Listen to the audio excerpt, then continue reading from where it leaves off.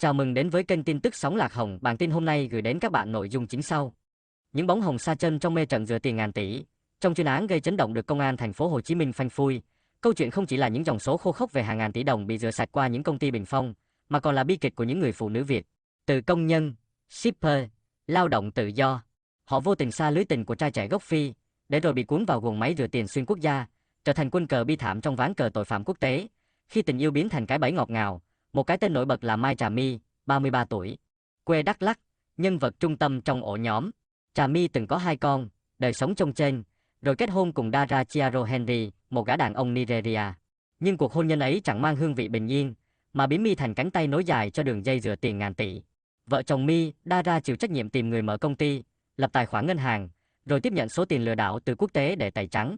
Khi cơ quan công an khởi động chuyên án, cả hai đã kịp cao chạy xa bay, bỏ lại những kẻ đồng hành khốn khổ phía sau. Người em trai của My, Mai Vũ Minh, 30 tuổi, một thợ sửa điện thoại bình thường ở Tây Ninh, cũng bị lôi kéo. Minh lập nhiều công ty theo sự chỉ đạo, tham gia rửa gần 789.000 đô la Mỹ, hưởng lợi hơn 380 triệu đồng. Từ một người lao động lương thiện, Minh bị cuốn vào vũng lầy phạm pháp chỉ vì niềm tin mù quáng và chút lợi ích vật chất. Bi kịch của Thắm Ô Coi. Một lát cắt khác trong bức tranh đầy bi kịch ấy là câu chuyện của Lê Thị Thắm, 49 tuổi. Vốn là một công nhân lam lũ, Thắm từng trải qua một đời chồng và có 3 con. Cuối năm 2019, bà gặp Okoi Christian Aichuchu, 40 tuổi, quốc tịch Nigeria, một kẻ làm nghề phụ hồ sống vạ vật ở Sài Gòn. Họ kết hôn chóng vánh, nhưng cuộc sống khó khăn, lại thêm tai nạn bất ngờ khiến gia cảnh rơi vào bế tắc. Chính trong hoàn cảnh ấy, lời mời gọi từ một người bạn của Okoi đã mở ra cánh cửa tội lỗi. Chỉ trong thời gian ngắn, vợ chồng Thắm Okoi dựng lên tới 53 công ty ma, biến chúng thành trạm trung chuyển cho dòng tiền phi pháp từ nước ngoài. Tổng cộng, họ đã tham gia rửa gần 1,5 triệu đô la Mỹ, thu lợi bất chính hơn 2 tỷ đồng. Tình yêu tưởng như chỗ dựa lại trở thành ngọn nguồn kéo cả hai vào hố sâu tù tội. Cái giá của sự nhẹ dạ Nguyễn Thị Thanh Thúy. Trong danh sách bị can, Nguyễn Thị Thanh Thúy, 36 tuổi, là ví dụ điển hình cho sự nhẹ dạ. Là mẹ đơn thân, nghề shipper bấp bênh, Thúy tình cờ quen một phụ nữ Nigeria tên Selena.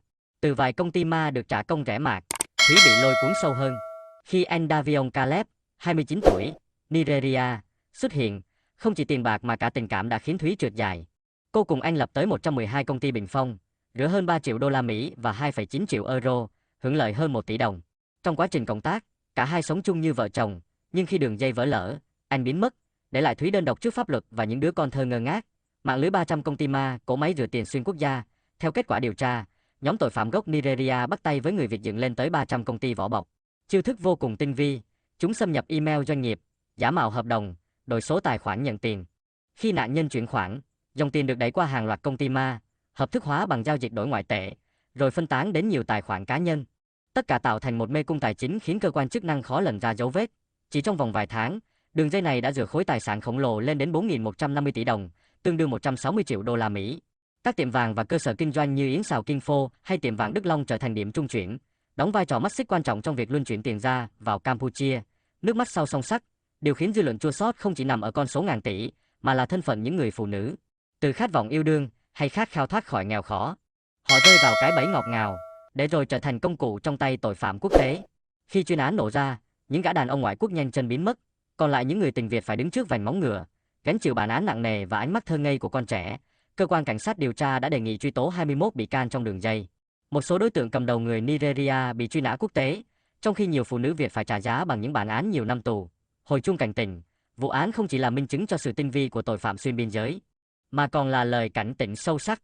Tình yêu ảo, sự nhẹ dạ, cộng với khát vọng đổi đời đã biến những người phụ nữ bình thường thành mắt xích trong guồng máy tội phạm. Họ đã đánh đổi tự do, danh dự và gia đình cho một cuộc phiêu lưu tình ái đầy lừa dối. Bức màn vụ án khép lại, nhưng dư âm vẫn còn đó. Những đứa trẻ thiếu vắng bàn tay mẹ, những mái ấm tan vỡ, và những giọt nước mắt muộn màng. Đó là cái giá khốc liệt của sự cả tin và hám lợi, cũng là tấm gương phản chiếu để mỗi người biết tỉnh táo trước những cạm bẫy hào nhoáng ẩn sau tình yêu và tiền bạc. Nếu video này hữu ích, các bạn hãy đăng ký kênh để nhận được thông báo sớm nhất khi có video mới nhé.